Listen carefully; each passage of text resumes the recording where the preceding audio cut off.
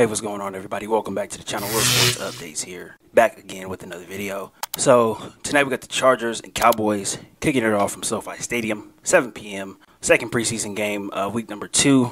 And this preseason game is, in my eyes, is vastly more important than week 1. Week 1, you kind of don't know what you're going to get. You really don't know who's going to play. And, if they are going to play, you don't know how much they are going to play. So it's mostly just a lot of the younger guys who are just on the roster. They're going to fill up a lot of time, right? They're going to get a lot of snaps in. They're going to get a lot of work in. But the fact of the matter is a lot of these guys who play a lot in the preseason, especially week 1, they're probably not going to make the roster. So I'm looking to see more of obviously the stars, your Herberts, your Keenan Allen, your Mike Williams, those guys are not going to get on the field. But I am looking for guys who are going to play a lot of snaps this season. I'm looking for them to come out and either build on, good performances, or, if they have been playing subpar, or if they haven't been, up to par, I'm looking for them to go out there, kind of make some statements. So this week is very important as far as the preseason goes. There's only 3 preseason games now, as opposed to 4, what it used to be. This one is more, I think more or less might be like kind of a dress rehearsal with a lot of your role players. So I'm looking for the Chargers to come out and make some statements. So these are the 5 things I'm looking for in tonight's preseason game. So number 1, offensive line play. This is the most important aspect of any NFL team now, especially in this era that we're in, right? We are in a quarterback-driven era. So your offensive line, your protection needs to be, up there. The level of offensive line play has to be up there to keep your quarterbacks upright. And basically to keep your team moving, right? So you're not in a hole, right? Because you cannot afford for your starting quarterback, especially if you got a star like Justin Herbert, you can't afford for him to be out due to injury because you cannot protect him. So offensive line play is the absolute number one most important thing that I'm looking for tonight. The offensive line has not, I don't think they've really gotten their feet underneath them yet. They are still, there's some new guys plugging in, right? Zion Johnson, the rookie. But there's a thing with offensive lines when are playing at a high level. They are playing together and playing as one unit, right? Every guy has, something that they can bring to the offensive line as far as position goes, right? Some guys are better run blockers, some guys are better pass blocking, but as far as just gelling as a unit, being able to play together as a unit, being able to develop chemistry, that takes a while. So I'm looking for the Chargers to come out and play better, have a better performance than they did last year, a better performance that they had, with the joint practice with the Cowboys, because there was some offensive line issues that's been documented by a couple of the Charger beat reporters. So this is going to be a good test for the Chargers, and hopefully the Cowboys do play some of their pass rushers. Hopefully DeMarcus Lawrence. Hopefully, I don't think Micah Parsons will play, but I kind of want those guys to play because I kind of want the Chargers offensive line to just be thrown out there in the deep water, right? And it's either sink or swim. And I think those type of situations are the best as far as improvements, right? Because you know what you have to improve on, you know what you have to do, and you know what you have to look forward to, right, in the AFC West, facing some of, the best pass rushers in the NFL. So I kind of want it to be a sink or swim moment. We'll see if it happens, but the offensive line does need to perform a little better before the Chargers kick it off, in the regular season in week 1. So I'm looking forward to that.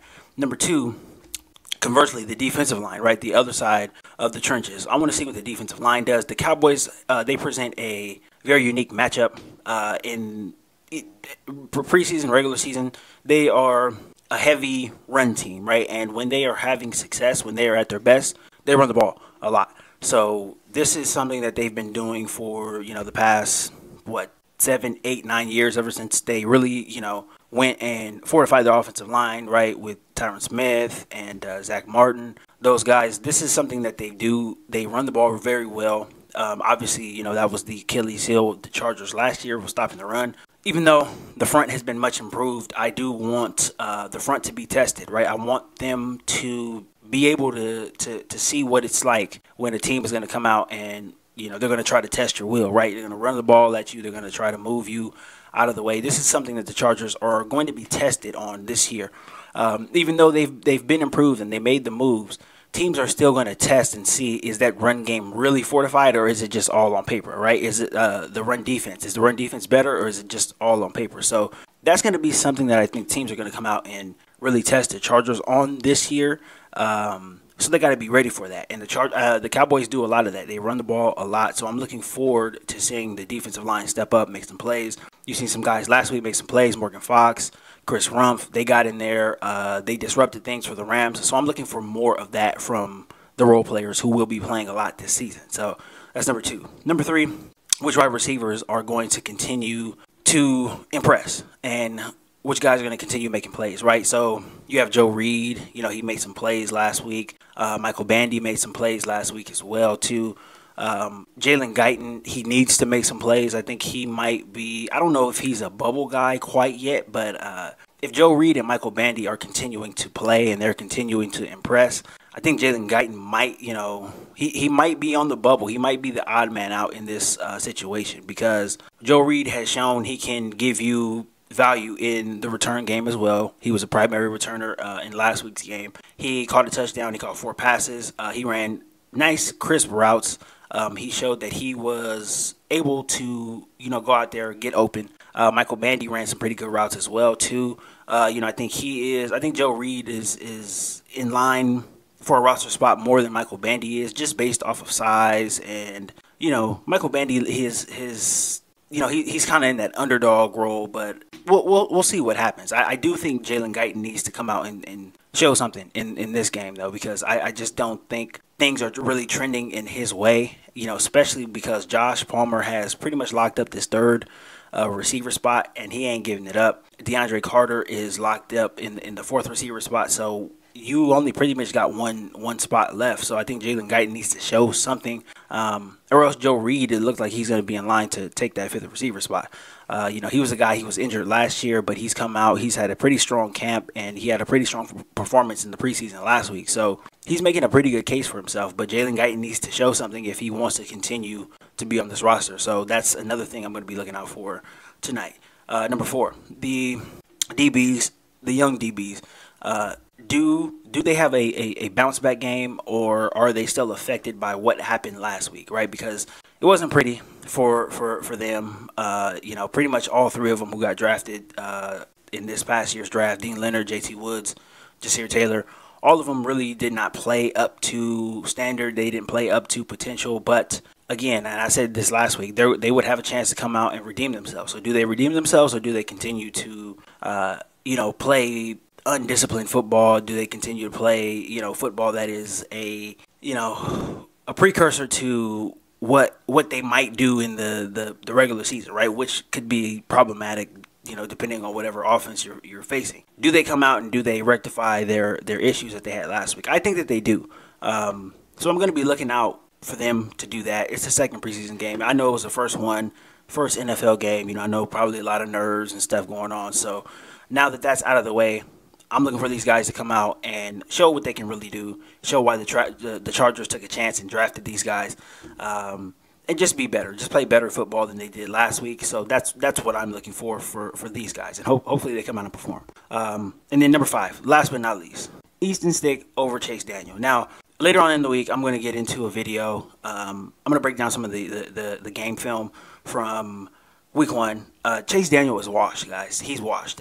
The film doesn't lie. I don't care what the coaches say, or, you know, how good of a guy he is, or how, you know, integral he is in the locker room. All of that stuff it does have some importance, but you cannot get past the on the field stuff. Chase Daniel is washed. His arm is not. He's never been a guy that had a great arm, but his arm is not there anymore. His timing is completely off. He's just not. He's not it. He should not be on anybody's roster.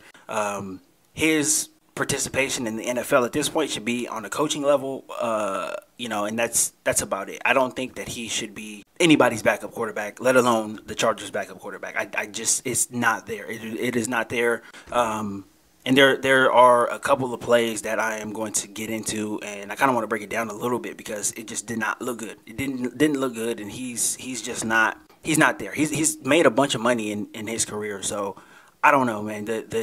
to me, it's not a hard decision. Easton Stick should be this year's backup. He should be the backup to Justin Herbert, without a doubt. But it's going to be interesting to see how the coaches play this, right? Do they? And I think I don't know as far as the CBA goes, but I'm sure there are some ways to do it. Can they cut Chase Daniel from the roster and make him a coach, and maybe convert his salary into a coaching salary, so that way the Chargers are not forced to pay him when he's not on the roster, or if he's not bringing value of anything. I'm sure there's a way they might be able to do this, but to me, that is the only way to go, because Chase Daniel is not backup material. He's not NFL quarterback material. This is Sunday at the park, or playing on Thanksgiving or something like that. That's what he should be doing. He's not an NFL quarterback. And like I said, tape doesn't lie. The film doesn't lie. So I want to get into that a little later in the week. But Easton Stick should most definitely be the number 2 quarterback, without a doubt. Without a doubt, it's not. I raised a question a couple months ago. It, to me, without a doubt, is not even close anymore. Easton Stick should be this number 2. So we'll see how the coaching staff plays this. Still some time before you have to make your final cuts and get down to 53. But it is glaring to me, and it's glaring. It should be glaring to a lot of you guys if you're watching the games and you're watching what both of these guys are doing and the ceiling that both of these guys have, right? One guy, his ceiling is pretty much on the floor. The other guy's ceiling is up here. So it's very easy. If you have eyes, you can tell. So, but those are the 5 things that I'm looking for from this game tonight. Hopefully it's a good, entertaining game. So somewhat like it was last week. But that's what I'm looking for. Looking for these 5 things. I'll be watching. I'll be taking notes. Probably be doing a live afterwards to get into some of the stuff that I seen, good and bad, just like I did last week. So hopefully you guys enjoy the game tonight. I know I definitely will. We are 1 week closer to week 1 against the Raiders, and hopefully you guys just enjoy the game and continue to have a good weekend. So that's all I got for this one, guys. If you're not subscribed to the channel, please consider subscribing. Don't forget to hit that like button on the way out as well too. I will be back with more content. Definitely this week as we get closer to cut day and as we get closer to the regular season. So that's all I got. I will see you guys later. Till next time.